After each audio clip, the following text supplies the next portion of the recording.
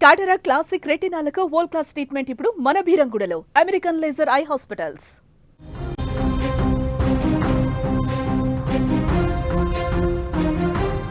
అవినీతి అనే పదం సాధారణ ప్రజల నుంచి పెద్ద పెద్ద వ్యాపార సంస్థల వరకు అందరినీ వేధించే ఒక పెద్ద భూతం.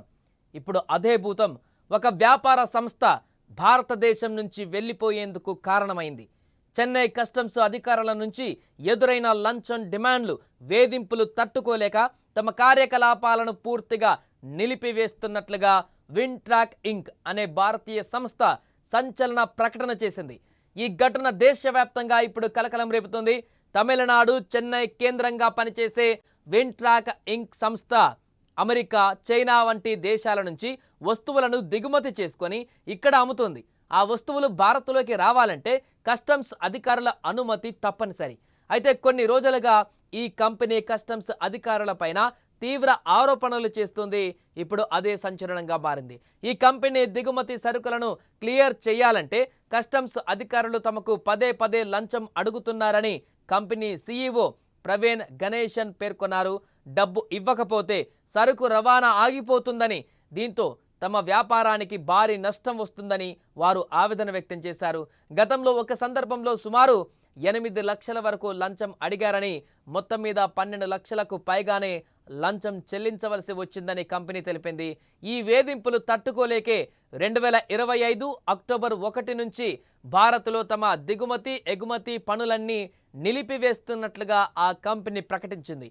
ఈ ప్రకటన వ్యాపార వర్గాలలో చర్చనీయాంశంగా మారింది. ఇక ఇప్పటివరకు చాలా కంపెనీలు మూతపడ్డాయి, కానీ ఈ కారణం చేత మూతపడ్డం అనేది హాట్ టాపిక్గా మారింది.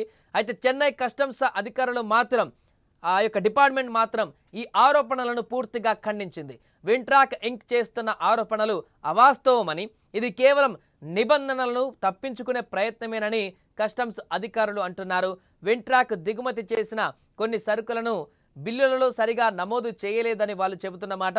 ముఖ్యంగా కొన్ని యూఎస్బీ కేబుల్లు ఎక్కువగా ఉన్న వివరాలలో చూపించలేదని, అలాగే దిగుమతి చేసుకున్న కొన్ని వస్తువులకు పర్యావరణ చట్టాల కింద ప్రత్యేక అనుమతులు అవసరమని వారు వాదిస్తున్నారు.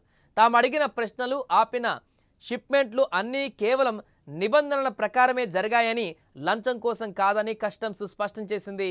మరోవైపు విన్ట్రాక్ కంపెనీ సోషల్ మీడియాలో పోస్ట్ చేసిన ఆరోపణ వీడియోలు ఆ తర్వాత డిలీట్ అయ్యాయని కూడా కస్టమ్స్ పేర్కొంది. దీంట్లో మతలబ్ ఏంటనేది కూడా ఇప్పుడు చర్చనీయాంశంగా మారింది. ఈ మొత్తం వ్యవహారం సోషల్ మీడియాలో ఇప్పుడు పెద్ద ఎత్తున వైరల్ కావడంతో కేంద్ర ప్రభుత్వం కూడా దీనిపైన స్పందించింది. భారత ప్రభుత్వ ఆర్థిక మంత్రిత్వ శాఖ రంగంలోకి దిగింది. ఈ వ్యవహారం గురించి పూర్తి స్థాయిలో విచారణ చేయాల్సిందిగా కూడా ఆదేశాలు జారీ చేసింది. లంచం డిమాండ్లు నిజంగా జరిగాయా, లేక కస్టమ్స్ అధికారులు చెప్పినట్లుగా కంపెనీ నిజంగానే నిబంధనలను ఉల్లంఘించిందా అన్నది ఈ విచారణలో తేలాల్సి ఉంది. సీనియర్ అధికారి ఒకరు ఈ విచారణను చేపట్టి పూర్తి వాస్తవాలను బయట పెడతారని ప్రభుత్వం ప్రకటించింది. ఈ ఘటనతో ఇతర దిగుమతి వ్యాపారులు కూడా ధైర్యం చేసి మాట్లాడడం మొదలుపెట్టారు. తమకు కూడా ఇలాంటి లంచం డిమాండ్లు ఎదురయ్యాయని కొందరు చెబుతున్నారు. ఏది ఏమైనా విన్ట్రాక్ ఇంక్ లాంటి కంపెనీ స్వదేశీ బిజినెస్ మూసివేయడం భారతీయ వ్యాపార వాతావరణానికి పెద్ద షాక్ అని చెప్పాలి. మరి విచారణ ఎలాంటి నిజాలు బయటపడతాయో ఈ విచారణలో అనేది చూడాలి. మొన్న రీసెంట్గా చైనాలో ఒక వార్త విన్నాం.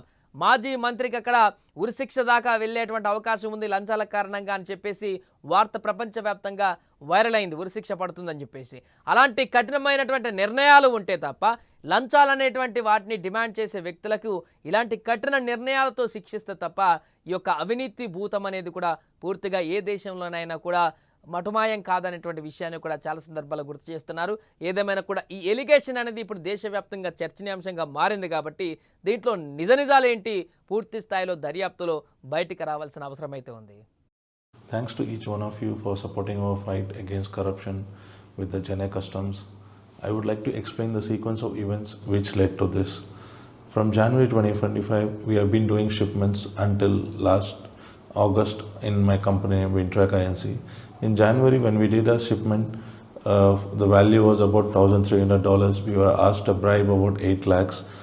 We tried to negotiate with the officer. He was from Delhi Faceless Assessment.